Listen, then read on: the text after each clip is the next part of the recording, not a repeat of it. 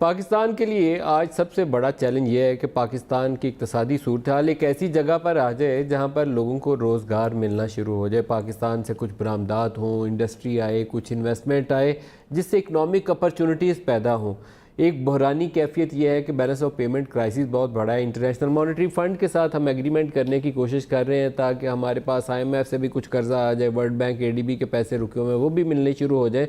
हमने जो उधार मांगा था सऊदी अरब से, UAE से, बाकी मुल्कों से, चाइना से, वो ज़्यादा देर साथ देगा नहीं जब तक ये मल्टीलैटरल असिस्टेंस मिलनी ना शुरू हो जाए। लेकिन IMF से जब भी आप बात करना शुरू करें, एग्रीमेंट करना शुरू करें, कुछ उसकी बुनियादी शराइत होती हैं और बुनियादी शराइत ये होती है कि आप खुद से टैक्स मोबिलाइजेशन कितना करेंगे, एक्सचेंज रेट को किस तरीके से आगे चलाएंगे, इन्फ्लेशन के लिए क्या सूरत हाल होगी, और यूटिलिटी प्राइसेस आप जेब से भरेंगे या उसकी कॉस्ट लोगों से वसूल करेंगे। बजट डेफिसिट का एक प्रिसाइज नंबर, ये एक बड़ा ही सेंट्रल एक की फिगर होता है। एक्सचेंज रेट और बजट डेफिसिट कितना होगा, जिसके ऊपर IMF का एक टिपिकल जो प्रोग्राम है उसके इर्द गिर्द घूमता है, वो आगे पीछे उसमें गुंजाइश आपको देते नहीं है। टैक्स रेवेन्यू मोबिलाइजेशन के लिए पिछले 9 माह में जो नाकामी हुई, बहुत शदीद किस्म का उसके ऊपर तहफ़्फ़ुज़ात पाए जाते हैं इंटरनेशनल फाइनेंशियल इंस्टीट्यूशंस में। इनकॉम्पिटेंस, जिससे भी आप बात करें वो कहते हैं कि इनकॉम्पिटेंस, आपने एफ़र्ट की नहीं, जो एफ़र्ट आप कर सकते थे उससे आपने सूरत हाल और बिगाड़ पैदा कर दी इन एक्शन के नतीजे में, या इस तरीके से आपने बैलेंस ऑफ पेमेंट क्राइसिस को मैनेज करने की कोशिश की कि जिससे आपकी बरामदात भी नहीं बढ़ी, आपका टैक्स रेवेन्यू भी गिर गया और आपकी महंगाई की शरह दोगुनी होगी। अब यहाँ सूरत हाल ये है कि जिन शख्स को असद उमर को हटाकर ये ज़िम्मेदारी सौंपी गई है, उनका एक अपना पास्ट है। अपना पास्ट उनका ये है कि वो पहले सिंध के वज़ीर ख़जाना रहे, इंटरनेशनल फाइनेंशियल इंस्टीट्यूशंस के साथ उनकी माजी की वाबस्तगी है, जिस बिना के ऊपर उनके मुतल्लिक़ ही जाना जाता है कि शायद वो एक्सपर्ट होंगे। फिर उनको मौका मिला प्राइवेटाइजेशन के वज़ीर बनने का जनरल परवेज़ मुशर्रफ के दौर में, और शौकत अज़ीज़ साहब उस ज़माने में वज़ीर ख़जाना हुआ करते थे।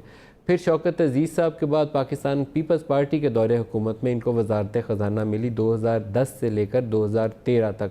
2013 के इंतखाबात से चंद ही दिन पहले इन्होंने छोड़ दिया था इस उम्मीद के ऊपर कि शायद मुझे केयर टेकर सेटअप में जगह मिल जाए, वो इनको मिल नहीं पाई, तो ये दोबारा जहाँ दुबई से आए थे फिर दोबारा दुबई में चले गए।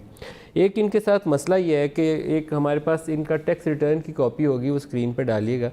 जब ये पाकिस्तान में आए और वज़ारत ख़जाना का इन्होंने चार्ज संभाला तो ये 2006, 7, 7, 8, 8, 9, इसके आगे इनका इनकम टैक्स का नंबर लिखा हुआ है नील नील नील।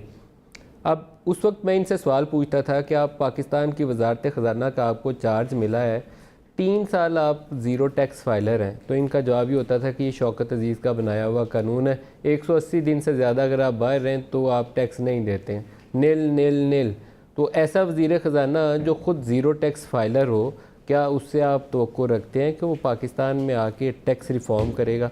इनकी जो इकनॉमिक मैनेजमेंट थी 3 साल, उसकी ट्रू रिफ्लेक्शन थी 2010 से 2013 तक। ये सूरत हाल को बहुत बिगाड़ पैदा करके गए थे। हमारा जो फिजिकल डेफिसिट था कुछ 8.5-9% था 2013 वाला माली साल जो 30 जून को ख़त्म हुआ, और उसी साल से 503 अरब का सर्कुलर डेट जो IPPs का था उसका आगाज़ हुआ। तो ये हफीज़ शेख की इकनॉमिक मैनेजमेंट का तोहफ़ा था जो हमें मिला। अब उससे मुख्तलिफ़ तरीके से कर पाएंगे क्योंकि बजट और IMF की टॉक्स जारी हैं। अभी जो मुआहदा है वो इनका ट्रू टेस्ट है कि हफीज़ शेख ख़ुद को असद उमर से बेहतर साबित करते हैं या उसकी एक बदतर मिसाल के तौर पर हमारे सामने नज़र आते हैं। 3 साल इनका जो रिकॉर्ड है माजी का, वो इस काबिल नहीं है कि कोई एक रोशन एग्जाम्पल के तौर पर हम पेश कर सकें। दूसरी हमारे पास मिसाल है 6-7 माह या 8 माह का जो अरसा जो पाकिस्तान तहरीक इंसाफ की हुकूमत में गुजारा, इसमें स्टेट मिनिस्टर ऑफ रेवेन्यू का चार्ज था हमाद अज़हर साहब के पास।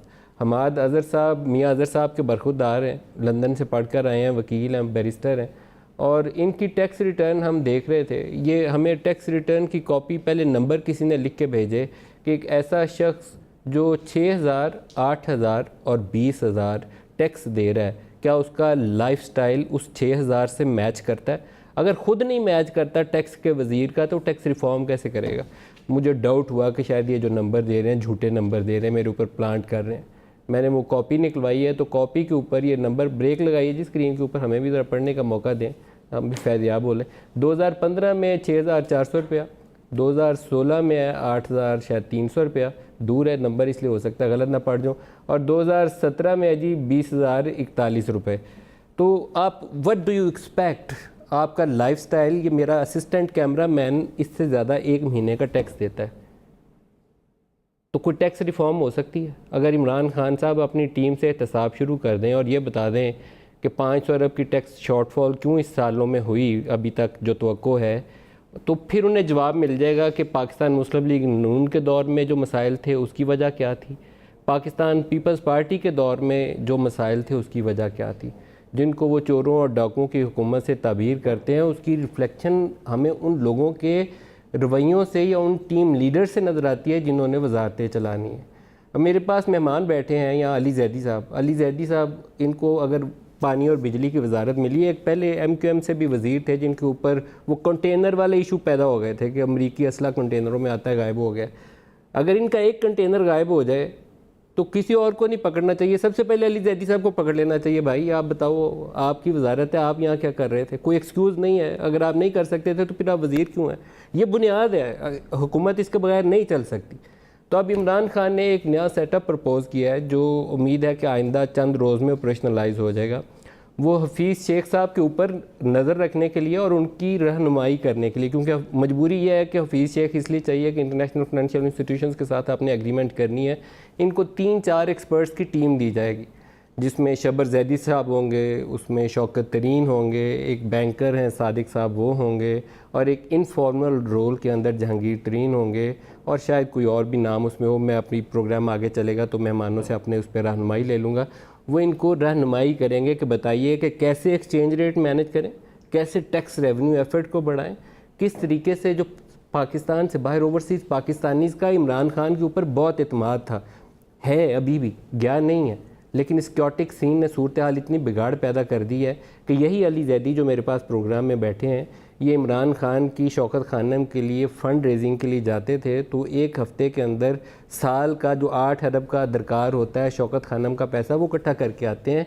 वही इमरान खान का लॉन्च किया हुआ पाकिस्तान बनाओ, के पता नहीं पाकिस्तान बनाओ क्या उस सर्टिफिकेट का नाम है, पाकिस्तान बनाओ या जी उसका नाम, $13 मिलियन था लास्ट वीक का, पता नहीं कोई $2-4 मिलियन और आ गया हो। इसी अली जैदी की हुकूमत में इन्हीं के वज़ीर आज़म इमरान खान के होते हुए ये सूरत हाल पैदा इसलिए हो गई कि आपने सूरत हाल में इत्माद का फुकदान पैदा कर दिया, क्योस पैदा कर दिया। ये मेरा आज के प्रोग्राम का टॉपिक है।